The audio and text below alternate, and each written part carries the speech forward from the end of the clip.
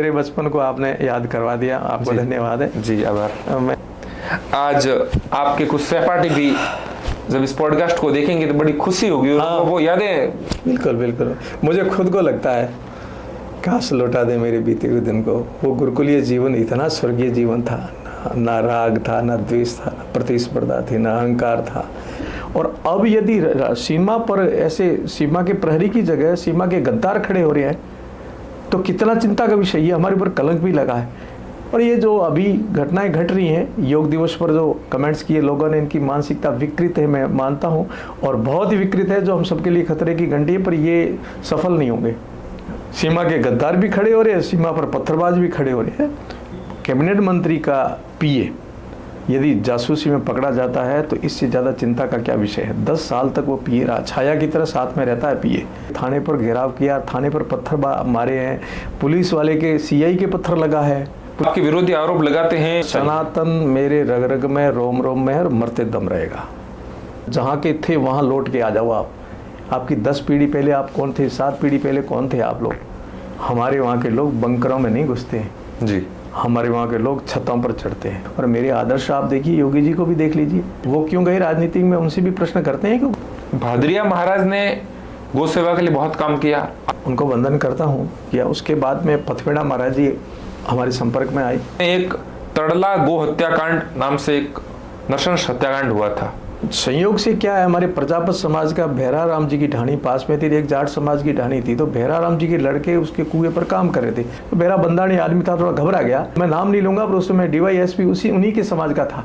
हमारी मर्जी पड़े तब हम कुछ भी कर सकते हैं। ये भारत के हिंदुस्तान के अंदर उनके बछड़े बाहर आकर पड़ गए, फोटो पड़े हैं, वीडियो फोटो पड़े हैं। किसी कक्षा में आपके 99.99% रहे।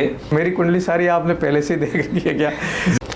हिंदुस्तान के पूर्व प्रधानमंत्री स्वर्गीय सरदेय अटल बिहारी वाजपेयी के दिल में बसने वाला पोकरण, वो पोकरण जो रामदेव जी की कर्म भूमि रही, उस पोकरण का राजस्थान की सबसे बड़ी पंचायत यानी विधानसभा में प्रतिनिधित्व करने वाले तारातरा मठ के महंत प्रतापपुरी जी महाराज आज हमारे साथ विराजमान है। तारातरा मठ के साथ साथ आप राजनीति में त्याग और बलिदान से मिसाल कायम कर रहे हैं। आपका जीवन और आपका जन्म किसी चमत्कार से कम नहीं था। आज गुरुदेव के जन्म से लगाकर उनकी जीवन यात्रा को, राजनीतिक यात्रा को जानने का प्रयास करेंगे। अल्टीमेट इंडिया 360 पर आपका बहुत बहुत स्वागत एवं अभिनंदन है। मैं हूं आपके साथ करणिदान चारण। महाराज जी, अल्टीमेट इंडिया 360 पर आपका बहुत बहुत स्वागत एवं अभिनंदन है। प्रणाम, नमस्कार, वंदन, नमन। नमस्कार, करणी पुत्र को नमस्कार, और आपके सभी दर्शकों को भी मेरी तरफ से बहुत बहुत प्रणाम और वंदन करता हूँ। अभी हाल ही में अंतर्राष्ट्रीय योग दिवस का राज्य स्तरीय समारोह जैसलमेर में हुआ। उसकी कुछ फोटोज जो सोशल मीडिया पर थी, आपकी उन फोटोज पर कुछ लोगों ने आपत्तिजनक टिप्पणियां की, उसके बाद गिरफ्तारियां भी हुई। अब जैसे ये निंदनीय है तो मैं क्या पूरा लोग ही कह रहे हैं, वहाँ का क्षेत्र पूरा ही कह रहा है, पर उनकी मानसिकता को देखो आप। उनकी मानसिकता में विकृति कैसे आती है, क्यों आती है जी? क्योंकि संसर्ग जात दोष गुणा भवन्ति, संग से दोष और गुण आते हैं। संगत अच्छा नहीं है उनका, इसका मतलब कहीं न कहीं वो ऐसे गलत संगत में पड़ गए हैं जिनकी मानसिकता में योग के प्रति भी विचारधारा अच्छी नहीं है, संत के प्रति भी विचारधारा अच्छी नहीं है, और हाँ, किसी भी प्रकार से उनकी विचारधारा अच्छी नहीं है। ये जो एक राष्ट्र विरोधी गतिविधियाँ, एक तालिबानी विचारधारा जी, ये पिछले 20-25 सालों से क्षेत्र में, पूरे सीमांत क्षेत्र में सक्रियता के साथ में आई है। तो इसका क्या कारण है? तो ये मूल कारण है कि आज पूरा विश्व 180 देश माननीय मोदी जी के नेतृत्व में जब योग दिवस मनाने का संकल्प लिया गया आज से 11 वर्ष पूर्व, तो पूरा विश्व योग दिवस पर योग कर रहा है और ये भद्दी टिप्पणियां कर रहे हैं। तो ये तो बहुत शर्मिंदगी का नहीं रही, वो चिंता का और चिंतन का विषय है और मनन का विषय है कि ये जो हो रहा है ये भविष्य के लिए क्या संकेत होंगे। इसलिए ये सचेत करने के लिए हमें सचेत होना पड़ेगा। भागवत गीता के दूसरे अध्याय के 50वें श्लोक में योग कर्मेषु कौशलम नाम से भी एक श्लोक है। योग कर्मसु कौशलम भी है और योग चित्तवृत्ति निरोध भी है। जी बिल्कुल। और योग का अर्थ होता है जोड़ना। जी। आज योग के माध्यम से मोदी जी पूरे विश्व को जोड़ रहे हैं, और ये पहले भी किया था। भारत विश्व गुरु था तो अपने ज्ञान, विज्ञान, योग, आध्यात्मिकता की शक्ति, अपने सामर्थ्य, अपने पुरुषार्थ, अपने सतीत्व, अपने परम पराक्रम में भारत से आगे कोई नहीं था। तो इस समय पुनः ये इस युग में भारत के माननीय प्रधानमंत्री जी, भारत का योग यदि विश्व पूरे को जोड़ रहा है, और उस समय योग के कोई मखौल उड़ाए और मजाक उड़ाए किसी संत का योग के माध्यम से, तो उनकी मानसिकता बहुत घृणित हो चुकी है, बहुत गंदी हो चुकी है। और मैं चाहता हूँ कि उनको भी योग की बहुत आवश्यकता है। बिल्कुल। कि उनके चित्त में बहुत बड़ी मलिनता आई हुई है, इसलिए योग के शरण में वो जाएंगे, हमारे शास्त्रों के शरण में जाएंगे, हमारे जैसे संतों के, हमारे से बड़े आदर्श संत हैं उनके चरणों में जाएंगे, तब उनकी मानसिकता के अंदर शुद्धिकरण आएगा। और आज उनकी मानसिकता में जो विकृति भरी है ना, वो हम सबके लिए नहीं, केवल हमारे लिए नहीं, पूरे विश्व के लिए घातक है। इसलिए पूरे विश्व में यदि शांति चाहते हैं और पूरे विश्व में यदि हम लोग बंधुत्व के भाव से रहना चाहते हैं, तो केवल मात्र एक ही रास्ता है, वो है भारतीय शास्त्र, भारतीय विद्या, ऋषियों के दिए हुए। क्योंकि कहते सर्वे भवन्तु सुखिनः, ये किसने संदेश दिया? ये किसके शास्त्रों में, किसके शब्दों में है जी? ये उनके धर्म ग्रंथों में नहीं है, ये हमारे धर्म ग्रंथों में, हमारे उनके मूल्य मौलवियों के मुख से ये नहीं है, उनके पैगंबरों ने नहीं कहा है, हमारे गुरुजनों ने कहा है सर्वे भवन्तु सुखिनः। ये भी कहा विश्व एकम नीडम, विश्व पूरा हमारा घोषणा है, वसुधैव कुटुंबकम, पूरे विश्व को हम कुटुंब मानते हैं। तो विश्व में यदि शांति चाहते हैं, तो वो रास्ता जिस पर ये चल रहे हैं, ये विश्व के लिए भी बहुत घातक है। सीमांत क्षेत्र हमारे लिए तो निश्चय ही कलंक का विषय है, क्योंकि सीमा पर रहने वाले व्यक्ति के प्रति बड़ी श्रद्धा से लोग देखते हैं। जब भी युद्ध हुए हैं, तब हमारे क्षेत्र के लोग सेना के साथ कंधे से कंधा मिला के खड़े रहे। बिल्कुल। और वो प्रतीक्षा करते हैं कि युद्ध होगा तो मैं सौभाग्यशाली होऊंगा, सेना के साथ खड़ा रह करके राष्ट्र धर्म निभाऊंगा। और अब यदि सीमा पर ऐसे सीमा के प्रहरी की जगह सीमा के गद्दार खड़े हो रहे हैं, तो कितना चिंता का विषय। ये हमारे ऊपर कलंक भी लगा है। और ये जो अभी घटनाएं घट रही हैं, योग दिवस पर जो कमेंट्स किए लोगों ने, इनकी मानसिकता विकृत है, मैं मानता हूँ, और बहुत ही विकृत है, जो हम सबके लिए खतरे की घंटी है। पर ये सफल नहीं होंगे, क्योंकि हम सब सकारात्मक भाव के लोग, राष्ट्र के लिए समर्पित भावना से जुड़े हुए लोग, वो भी लगे हुए हैं। निंदनीय विषय ये है कि इस प्रकार से सीमा के गद्दार भी खड़े हो रहे हैं, सीमा पर पत्थरबाज भी खड़े हो रहे हैं। तो अब संभलना भी है, सचेत भी रहना है और प्रत्युत्तर भी देना है। अभी हाल ही में हिंदुस्तान जब ऑपरेशन सिंदूर कर रहा था और पहलगाम हमले का जवाब दे रहा था, तब आपके क्षेत्र के किसी पूर्व मंत्री के पीए पर आईएसआई की जासूसी का आरोप लगा और उसे पुलिस द्वारा पकड़ा भी गया। हाँ, ये बहुत निंदनीय है, क्योंकि हम लोग, मैंने कहा नहीं, जब कभी बाहर जाते थे, किसी भी क्षेत्र में हम सीमा क्षेत्र के लोग जाते हैं, तो हमारे प्रति बड़ा ही आदर भाव रहता है कि बॉर्डर के लोग हैं, सीमा पर रहने वाले हैं, बड़े मजबूत लोग हैं, राष्ट्र के उस कमर पर खड़े हैं। और अब उन्होंने कलंक लगवाया जी कि सीमा पर गद्दार खड़े हो रहे हैं। आज उस एक बड़े कैबिनेट मंत्री का पीए यदि जासूसी में पकड़ा जाता है, तो इससे ज़्यादा चिंता का क्या विषय है। 10 साल तक वो पीए रहा, छाया की तरह साथ में रहता है पीए जी, और हर चीज़ का, हर बात का उसको जानकारी होती है मंत्री की, और वो रहा। तो मंत्री जी की दिमाग बुद्धि कहाँ थी, उनकी विवेक कहाँ था? 10 साल तक रखा, क्यों रखा, या संरक्षण दिया तो क्यों दिया, जो इस प्रकार के राष्ट्र की गद्दारी में सम्मिलित था। तो इसमें भाई मुझे क्या कहना, आप सब समझते हो कि ये तो ऐसा है कि निंदनीय चिंतनीय तो है ही है, पर कलंकीय विषय भी है। और इसमें शक और जो भ्रम है वो सत्य है कि इसमें सम्मिलितता छोटे आदमी की नहीं, बड़े लोगों की भी है। और जिन्होंने संरक्षण दिया उन्होंने भी पाप किया, और संरक्षण करना भी अपराध है। बिल्कुल। अभी ये जैसे दूसरा प्रसंग अभी हुआ तुरंत पोकरण के अंदर, अभद्र टिप्पणियाँ करने के बाद में उनके विरुद्ध मुकदमा दर्ज हुआ। मुकदमा दर्ज, पुलिस गई, त्वरित कार्रवाई की, और 2-4 ऐसे विकृत मानसिकता के उनके समाज के लड़के उनको उठा के ले आए। तो पीछे उसी सरकार का, उसी मंत्री के द्वारा सरकारी वकील बनाया हुआ व्यक्ति अच्छा, टोला ला रहा है, सोशल मीडिया के माध्यम से उत्प्रेरित करके उनको, लोगों को बुला करके 200 के तकरीबन लोगों को ला करके थाने पर घेराव किया, थाने पर पत्थर मारे हैं, पुलिस वाले के सीआई के पत्थर लगा है, पुलिस वालों के साथ माथापच्ची करी है। तो ये क्या पनपाया उन्होंने 10 साल 20 साल 25 साल जब भी उनकी सत्ता रही है, तो उन्होंने क्या पनपाए? ऐसे पत्थरबाज पनपाए, उन्होंने उग्रवाद पनपाया क्या? उन्होंने राष्ट्र में क्या देन दी? उन्होंने मंत्री रहते हुए कौन सी बड़ी बात कर दी? ऐसे गद्दार पैदा कर दिए जो गुप्तचरी करते हैं देश की। तो ये तो निंदनीय विषय नहीं है, बहुत गंदा और चिंतनीय विषय भी है, और जनता समझ गई अब। महाराज जी, आप जब इस तरह की बात करते हैं तब आपके विरोधी आरोप लगाते हैं कि महंत प्रतापपुरी जी सनातन की राजनीति कर रहे हैं। आरोपों में कितनी सच्चाई? सनातन मेरे रग रग में, रोम रोम में, और मरते दम रहेगा जी। जिस समाज का, जिस परंपरा का मैं सन्यासी हूँ, मेरा पहला कर्तव्य बनता है कि मैं मेरी परंपरा का निर्वहन करूँ। और सनातन के लिए प्रतापपुरी पैदा ही हुआ है, क्योंकि माँ के गर्भ में ही जब गुरुजी ने कहा था कि धर्म का काम करेगा तुम्हारा नाम करेगा, तो मेरा पहला उपदेश गुरु ने यही दिया कि धर्म के काम के लिए जीवन ही लिया है। इसलिए सनातन की राजनीति नहीं, सनातन पर चलना मेरा धर्म है, उसी पर चलूँगा। और मैं तो ये कहूँगा कि सबको सद्बुद्धि दे, वो सनातन के अनुयायी बन करके सनातन के सिद्धांतों पर चल करके मानवता का संदेश दे।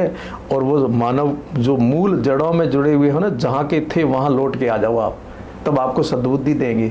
आपकी 10 पीढ़ी पहले आप कौन थे, 7 पीढ़ी पहले कौन थे आप लोग, आप सब जानते हो।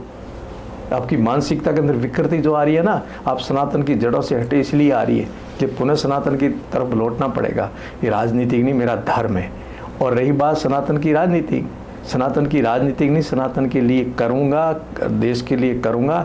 मैं नहीं, मेरे आदर्श और भी हैं, मैं एक नहीं। मैं चाहता हूँ कि राष्ट्र सेवा के लिए जहाँ जहाँ जिसका जो आपका क्षेत्र है, वहाँ आप सब लोग पहले राष्ट्र भक्ति करें।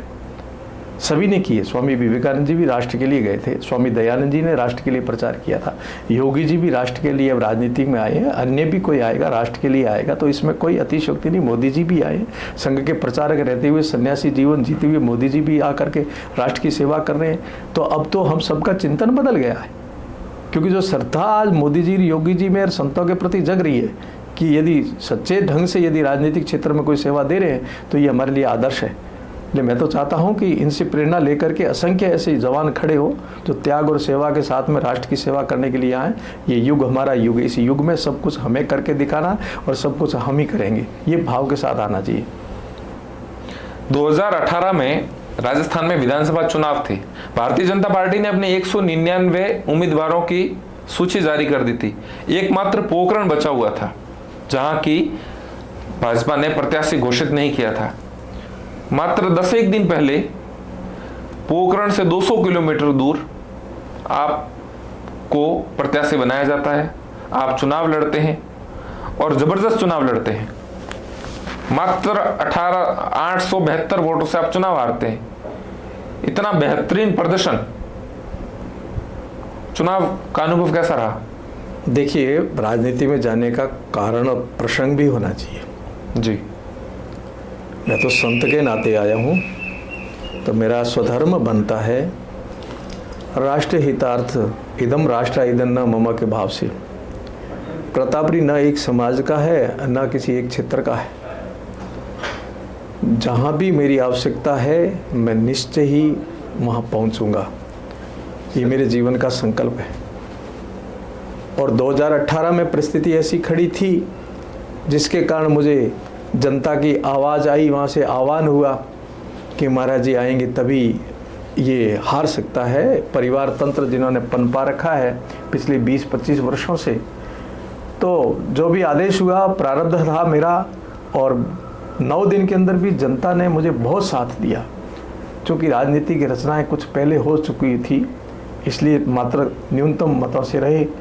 पर मेरा सौभाग्य कि कर्म योग के माध्यम से, कर्म भक्ति ज्ञान वैराग्य और कर्म योग, ये 4 योग के पथ है।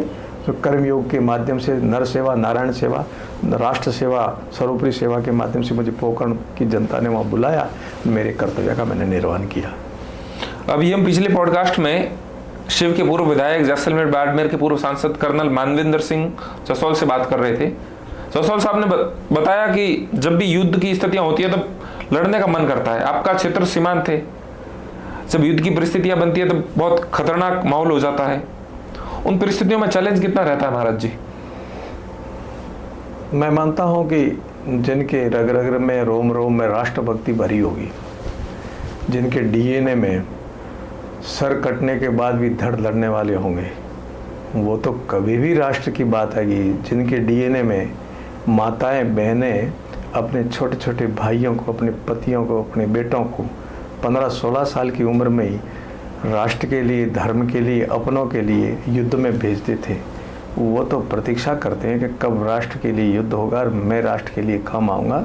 उसी परंपरा का माननीय मानविंदर सिंह जी उसी परंपरा के हैं। और ऐसे असंख्य युवा, ऐसे बहुत सारे लोग जो तत्पर रहते हैं, तो सीमा पर जब भी युद्ध की रणभेरी बजती है तो सीमा पूरी सजग होकर जगती है।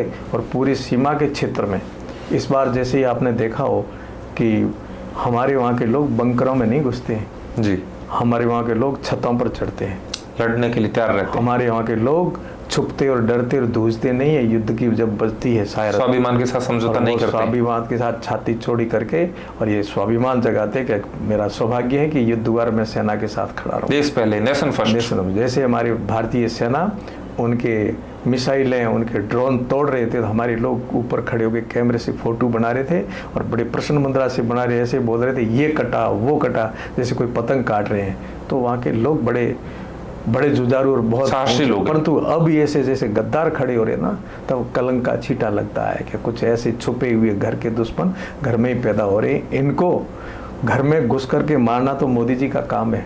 सीमा से पार जो बैठे हैं वो हमारी सेना और मोदी जी उनको निपटे। फिर घर में पैदा होने वाले हैं ना, इनको घर से निकाल करके, इनका नकाब उतार करके इनको वापस प्रत्युत्तर देना यहाँ की स्थानीय सीमा के रहने वाले लोगों का कर्तव्य बनता है।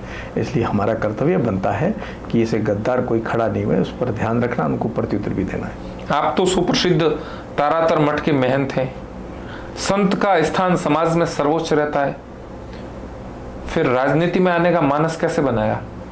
राजनीति में धर्म नीति होना भी बहुत जरूरी है जी, और राजनीति बहुत अच्छी नीति है।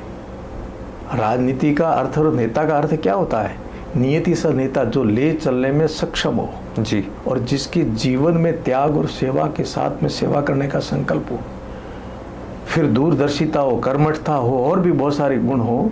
इसलिए राजनीति में जाना कोई गलत नहीं है, पर राजनीति में जाने का उद्देश्य त्याग और सेवा हो तो निश्चय ही जाना सौभाग्य है।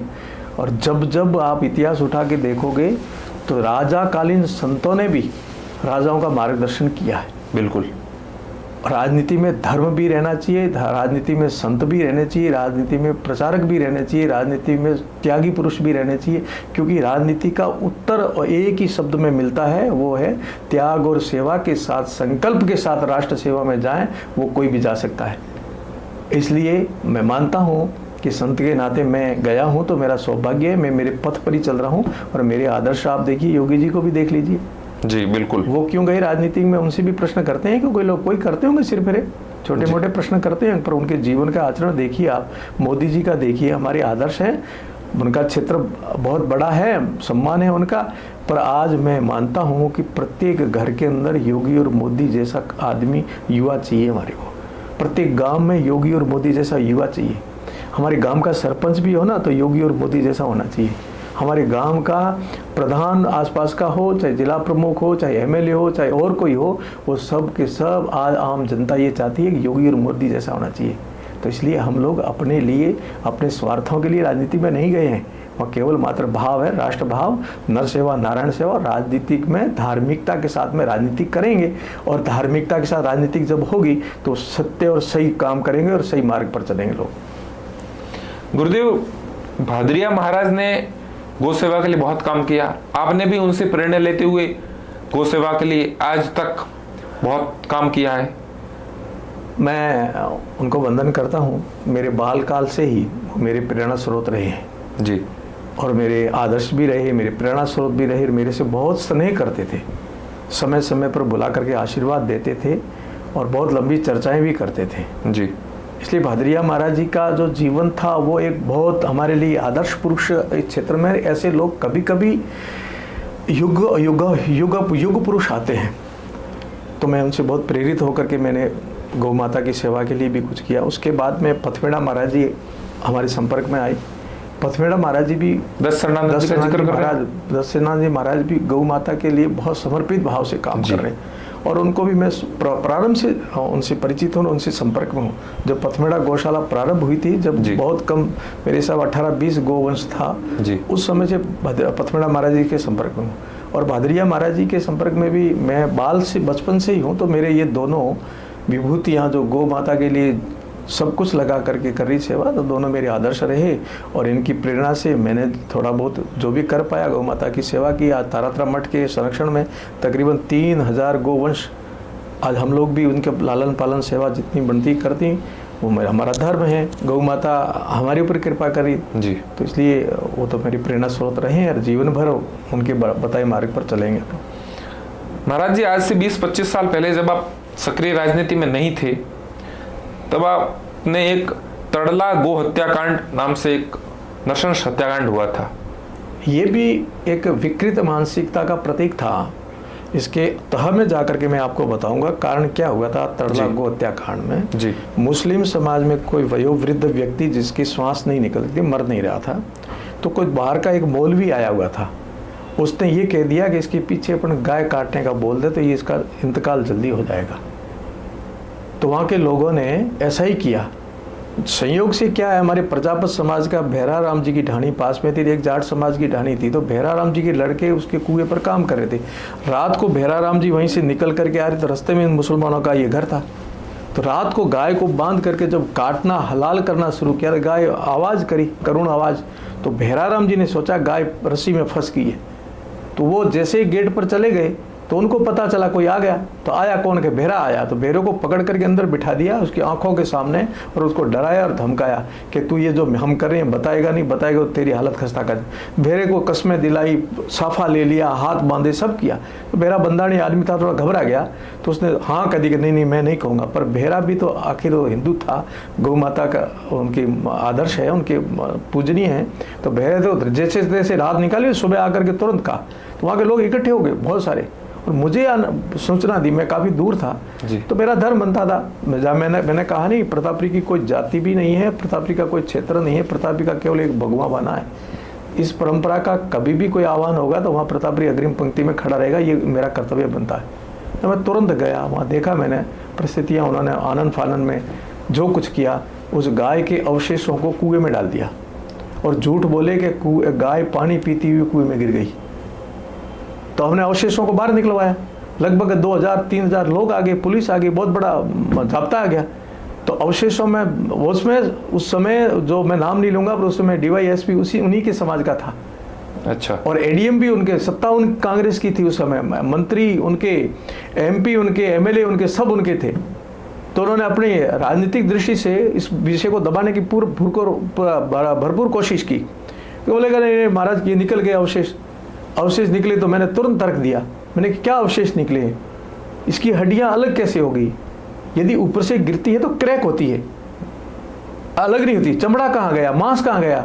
कोई इतना पानी थोड़ा तो अंदर मच्छियां बैठी खा गई हो, गल गया, नहीं गलता है। तब उन्होंने सोचा हमारा तो एडवांस दिमाग से बात कर रहे हैं, अब क्या किया जाए? मैंने कहा इसकी डॉक्टरी कराई जाए, उसके बाद में हम आंदोलन करें। तो बहुत लंबा विषय चला था। लास्ट में 45 दिन तक पूरे संभाग को ये संदेश गया। संभाग एक हुआ, जोधपुर डिवीजन पूरा एक हुआ था गौ माता के नाम पर। अंततः मैंने तर्क दी, वहाँ बड़े अधिकारी बैठे थे राज्य स्तर के, महाराज के राजनीतिक मुद्दा कर रहे हो आप, ऊपर चुनाव होने थे। मैंने कहा राजनीतिक मुद्दा है तो मेरे तर्कों का आप उत्तर दे दीजिए। वहाँ माने स्वर्गीय वृद्धिचंद जी MP साहब थे उस समय, वो भी थे। तो उन्होंने मेरी बात को, और अधिकारियों ने मेरी बात को जब गंभीरता से सुना, तो उनको लगा कि महाराज सत्य बोल रहे हैं। मैंने कहा मैं एक मृत बछड़ी को ला करके उसी कुएं में डालूंगा, और वो उसी कंडीशन में निकलनी थी जिसमें ये अवशेष निकले, तो मैं मानूंगा कि ये एक्सीडेंटली है। और नहीं तो आप जानते हो कि ये अलग कैसे हो गए, ये पैर अलग थे, खोपड़ी अलग थी, चमड़ा था नहीं, मांस था नहीं, फिर कैसे हो गई? ऐसे मैं 7 दिन उस बछड़ी को अंदर रखूंगा जो ऊपर से डालेंगे, और वो उस कंडीशन में निकल गई तो मानेंगे? तो बोले महाराज तो बहुत आगे की बात कर गए, हमने सोचा ही नहीं था कि ऐसा कहेंगे महाराज। फिर मैंने आपको कह दूँ कि मैंने एक अपना लोकल कोर्ट बनाया जी। अफवाह फैलाने, जैसे अभी अफवाह फैलाते हैं ना, धर्म की राजनीति करते हैं महाराज, तो ये करते हैं महाराज, जातिवाद में है, एक भी प्रमाण बता दें तो झूठी अफवाह फैलाने वाले लोगों के अंदर कुछ राग द्वेष ईर्षा से ग्रसित है, तो वो लोग करते रहेंगे। उनको क्यों देखेंगे? हम तो हमारे भाव को देखेंगे, हमारे उद्देश्य को देखेंगे, हमारे कर्तव्य को देखेंगे, हमारे जीवन को देखेंगे। तो मैंने लोकल कोर्ट बनाया, तो उसमें उनका ही एक धर्मगुरु उनको जज के नाते बिठाया, एक हमारे धर्मगुरु उनको जज के नाते बिठाया। फिर दोनों पक्षों को बुलाया, बेहरा जी को भी बुलाया और जो कह रहे कि हमारी बछड़ी इसमें गिरी उनको भी बुलाया। तो उनका मौलवी आया, 5 बार नमाज हज गया हुआ, 5 बार नमाज पढ़ने वाला आया, बोले मैं तो कुरान की कसम खा के कहते हैं, आरोप लगा रहे हैं वैसे हमारी बछड़ी तो ऊपर से पानी पीने की गिरी थी। तब मैंने वही तर्क दिया, मैंने कहा मैं बछड़ी ऐसी डालूंगा और उसी कंडीशन में, तो उसको पता चला, उसको ये पता नहीं था, मैं ये पूछ लूँगा। तब हाथा जोड़ी करके बोला साहब गलती हो गई हमारे समाज से और अब आप माफ़ करो। हम तहर में जा कर के हमने किया, 45 दिन तक चला, उसमें लिपा पोती करने का पूरा प्रयास किया, पर तो अंततः हम जीते और उन अपराधियों को सज़ा दिलाई। ये बहुत बड़ी गौ माता के प्रति जिनकी भावना थी, मैं कहता हूँ भावना का आदर भी हुआ, परंतु सत्ता ने, प्रशासन ने उस समय बहुत इसको दबाने की कोशिश की, पर आखिर सत्य की जीत हुई और गौ माता की कृपा से हमारी जो भावना थी उस पर उनको सजा भी मिली। महाराज जी एक छत्रेल कांड भी हुआ था, वो भी काफी, वो इससे भी ज़्यादा घृणित कार्य था जी, बहुत घृणित कार्य। और आप देखो कि कितना इन्होंने मतलब अपने को क्या समझ बैठा है, हम जो चाहेंगे वो कर लेंगे सीमा क्षेत्र में, हमारी मर्जी पड़े तब हम कुछ भी कर सकते हैं। ये भारत के हिंदुस्तान के अंदर ऐसा नहीं चलेगा। छत्रेल गोहत्या कांड के अंदर इनके समाज के लोगों ने तकरीबन 600-700 बीघे में ग्वार बो रखा था। गौ माता विचरण करती, जंगल में चरती, खेत है या जंगल है, उनको तो आहार चाहिए, चारा चाहिए। चरने गई तो इनके मन में बैठा कि इन गायों को मार ही दें, भगा दें। 2 ऊंट और 1 ट्रैक्टर गायों को भगाया, 24 गायों को मार दिया इन्होंने। और ऐसे मारा, गाभिन गाय थी तो उनके बछड़े बाहर आकर पड़ गए, फोटो पड़े हैं, वीडियो फोटो पड़े हैं। मतलब 24 को तो ऐसे मार दिया, और कुछ गाभिन गाय थी तो पेट फट गए और उनके बछड़े आके बाहर पड़ गए। मेरे को सूचना मिली, हमारा मठ वहाँ से 200 किलोमीटर दूर है, मैंने कहा मैं आऊँगा। गया, तब तक प्रशासन को पता चल गया, प्रशासन ने गायों को सबको भूमिगत कर दिया, उनकी समाधि दे दी। फिर भी कुछ गायें रह गई थी। अंततः हमने एक आह्वान किया जैसलमेर की जनता से, गौ प्रेमी, हमारे सनातन प्रेमियों से, कि अब गौ माता के लिए हम सबको घर से निकलना पड़ेगा। और एक ही दिन के आह्वान में, एक रात के आह्वान में, दूसरे दिन 15 से 20 हज़ार लोग जैसलमेर में उपस्थित होना, क्योंकि जनसंख्या घनत्व सबसे कम जैसलमेर में है जी। वहाँ 15-20 हज़ार का होता है, 2-2.5 लाख की बराबर इतने लोग आ गए। और वहाँ पर ऐसा हुआ कि हमने दूरदर्शिता के साथ कहा कि आज जोश बहुत ज़्यादा है और कुछ और भी कर सकते हैं हमारे धर्म प्रेमी सज्जन, इसलिए मैंने मौन जुलूस निकलवाया था। परंतु सब पर हम नहीं उस समय आ पाए थे, तो कुछ हमारे युवाओं ने आगजनी करी, पत्थरबाजी की, बहुत कुछ किया। तो उसके प्रत्युत्तर में हमारा जो कमज़ोर पड़ गया और हमारे वालों को पकड़ के अंदर डाल दिया। तो अंतिम लड़ाई लड़ करके सत्य की जीत हुई। उनके जो अपराधी थे जिन्होंने गायों की हत्या की थी उनको गिरफ्तार कराया। हमारे वालों को इतिहास में उठा के देखोगे तो ऐसी धाराएं लगाई थी इन्होंने, वो धाराएं आजीवन कारावास हो सकती थी हमारे 7 व्यक्तियों को, पर कहीं ऐसा नहीं कि आजीवन कारावास एक रात में तर्क के और भगवान की कृपा से समाप्त होकर के जजों ने फैसला दिया कि नहीं है ऐसा, और बाइज्जत बरी करके उनके घर पहुंचा। ये छत्रेल गौ हत्याकांड था। और छत्रेल गौ हत्याकांड के समय में फकीर परिवार का राजनीति का हमारा कोई लेना देना नहीं था। मैं बाड़मेर में अपने जो भी तो क्षेत्र, सीमा क्षेत्र में मेरा धर्म में काम करता ही रहता था, परंतु जब आवश्यकता पड़ी तो मैं सीधा इनके घर में गया उस समय, क्योंकि मैंने इनके समाज के 13 व्यक्तियों के रात में बयान बदलवा दिए थे, जो असंभव था। एक व्यक्ति जो रह गया था उनका, इन मुझे पत्रकारों ने, मुझे पुलिस वाला ने कहा कि ये बहुत शातिरता के साथ में राजनीति करेंगे और इन सबके बयान बदलवा देंगे। तो मैंने कहा मैं घर में जा करके इनकी छाती पर बैठ करके, इनके पास बैठ करके इनके मुंह से कहलाऊंगा। और इनके जो गाजी फकीर थे उस समय, इनके पिता जी, उनके पास गया तो मुझे कहा, मैं आज कैमरे के साथ भी कह रहा हूँ, उन्होंने कहा महाराज आपके आने से पहले मेरे विचार और थे, मैं और कुछ लिख के बैठा था, परंतु आप आए हो तो आप कहोगे वो मैं करूँगा। मैंने कहा एक व्यक्ति रह गया है, उसके बयान करा दो, और 13 के मैंने रात को बयान करा दिए। तब एकदम ऐसे चौके, बोले ठीक है महाराज। 14 के वापस बयान करवाए और बाइज्जत बरी कराया। तो भाई हम तो हमारे मन से काम करने वाले, गौ माता के लिए, धर्म के लिए, राष्ट्र के लिए, इसलिए राजनीति में इसलिए नहीं आए कि हमें राजनीति करनी है। मैं तो राजनीति में रहूँगा तो भी ये करूँगा, नहीं रहूँगा तो भी ये करूँगा, वहीं करूँगा जहाँ मुझे करना है। क्योंकि मेरी जननी जन्मभूमि स्वर्गादपि गरीयसी। जिस संस्था में मैं अध्ययन किया वो भगत सिंह जी के मित्र थे, स्वामी ओमानंद जी, और उन्होंने देखा कि ये विद्यार्थी बहुत योग्य है। मुझे कहा यहीं रहो, इस संस्था समय दो हमारे। नहीं, मैंने कहा गुरुजी संकल्प तो लिया है मैंने राष्ट्र सेवा का, क्योंकि उन्होंने हमारे को संकल्प दिलाया था श्रावणी पर्व पर कि आप में से राष्ट्रभक्त कौन विद्यार्थी निकलेंगे जो राष्ट्र के लिए अपने जीवन को समर्पित करेंगे। हम 4 विद्यार्थी एक श्रावणी पर निकले थे, आज चारों सन्यासी के रूप में हैं। महाराज जी वो खाना वगैरह नहीं खाते थे, ऐसी शर्त नहीं? हाँ, तब तक ऐसी कुछ बात सुनी? हाँ, ऐसा वो करते थे। यदि जब तक कोई विद्यार्थी संकल्प नहीं लेगा तो श्रावणी के दिन भोजन नहीं करते थे। हमने संकल्प लिया था, तो गुरुजी ने जब कहा कि यहाँ करो, मैंने कहा नहीं गुरुजी आपकी आज्ञा से काम तो वही करूँ। पीछे आए तारा लेने के लिए 2 बार स्वामी ओमानंद जी। मैंने कहा काम तो वही करूँगा जिसके लिए मैंने संकल्प लिया, पर जननी जन्मभूमि स्वर्गादपि गरीयसी, मेरे क्षेत्र में कौन करेगा यहाँ। तब मेरे को आशीर्वाद दिया उन्होंने, मोहनपुर जी महाराज का तो आशीर्वाद था ही, और ओमानंद जी का आशीर्वाद है। तो इसलिए हम तो वहीं रहेंगे, यही करेंगे, राजनीति में रहे या नहीं रहे, मेरे कर्तव्य का, मेरे स्वधर्म के लिए सन्यासी बनाओ, उसका पालन करूँगा। गुरुदेव आपका जन्म किसी चमत्कार से कम नहीं था। आपके जन्म से पहले किसी डॉक्टर ने बताया था कि जच्छा और बच्चा दोनों की जान खतरे में है। उसके उपरांत भी आपकी माताजी भी 27 वर्ष तक जीवित रहे और सब कुछ सकुशलतापूर्वक चलता रहा। क्या थी वो कहानी? देखिए, भारत की संतों की, ऋषियों की जो परंपरा है, आध्यात्मिक शक्ति है, वो बहुत उच्च शक्ति है जिसमें मानव बहुत कम पहुंच पाया है अभी तक।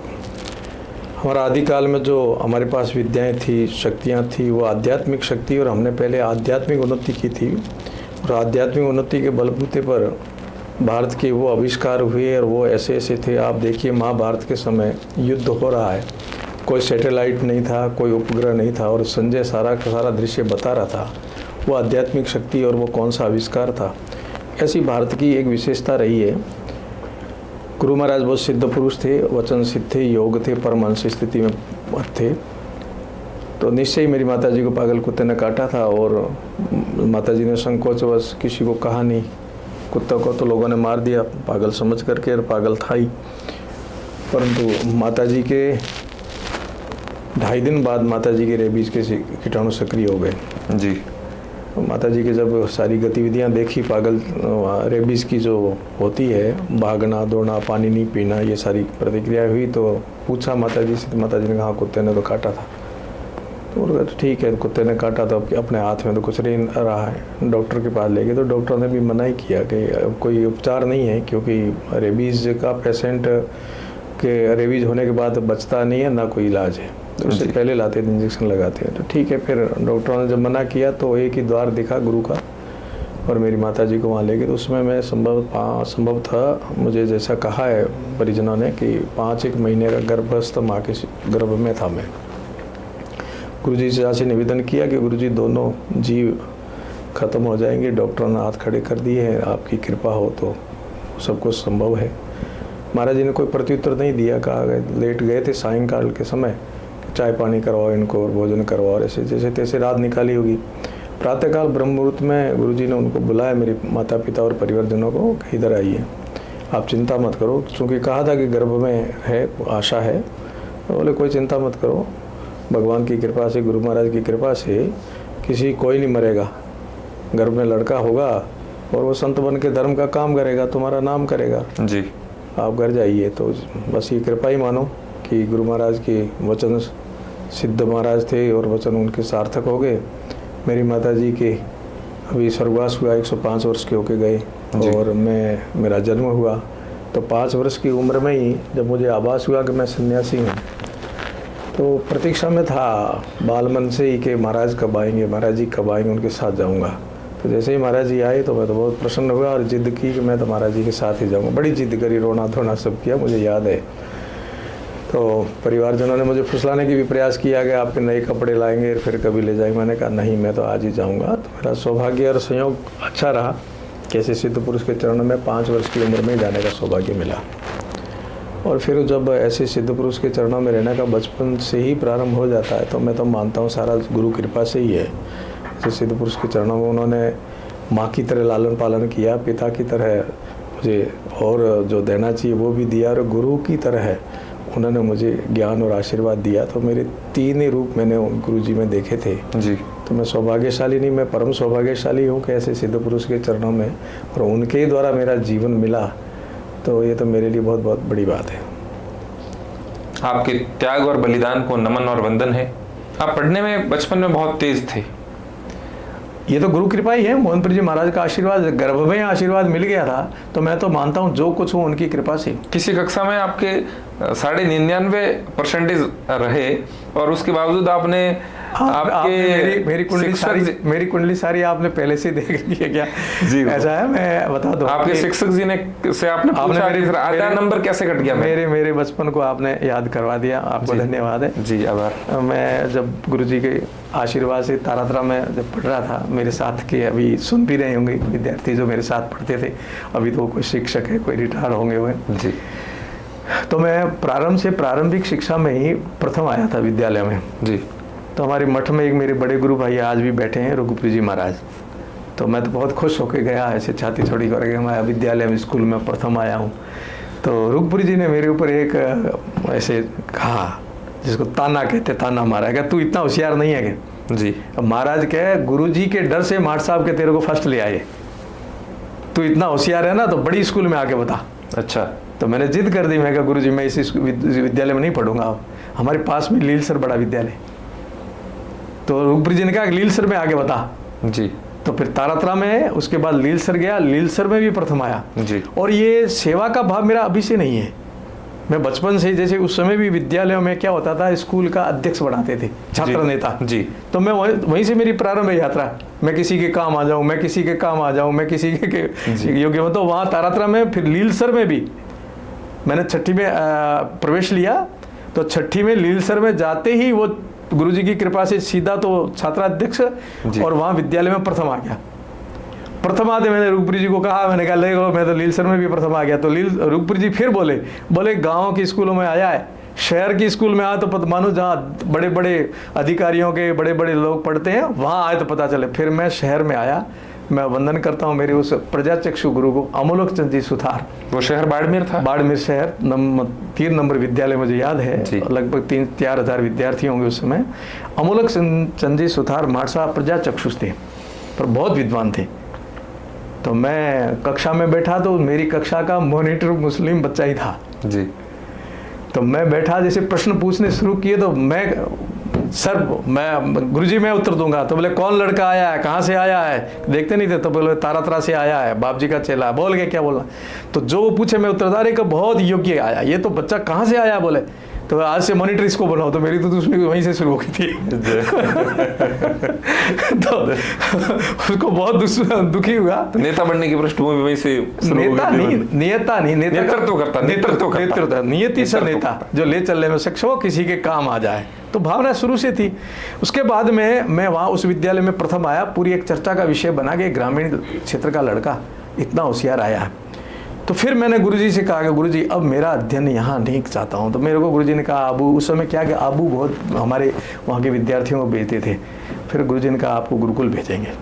और मेरे खुद का भाव था, क्योंकि मैंने बचपन में स्वामी उमानंद जी की एक पुस्तक मेरे हाथ में लग गई थी, ब्रह्मचर्य अमृत, और कुछ अच्छी पुस्तक है। तो मैंने कहा मैं इसी पथ पर चलूँगा। और फिर मेरे जीवन के आदर्श स्वामी विवेकानंद, दयानंद जी, लाल बहादुर शास्त्री, श्यामा प्रसाद मुखर्जी, डॉक्टर राजेंद्र प्रसाद जी, इनकी जीवनी हमें बचपन में पढ़ता रहता था।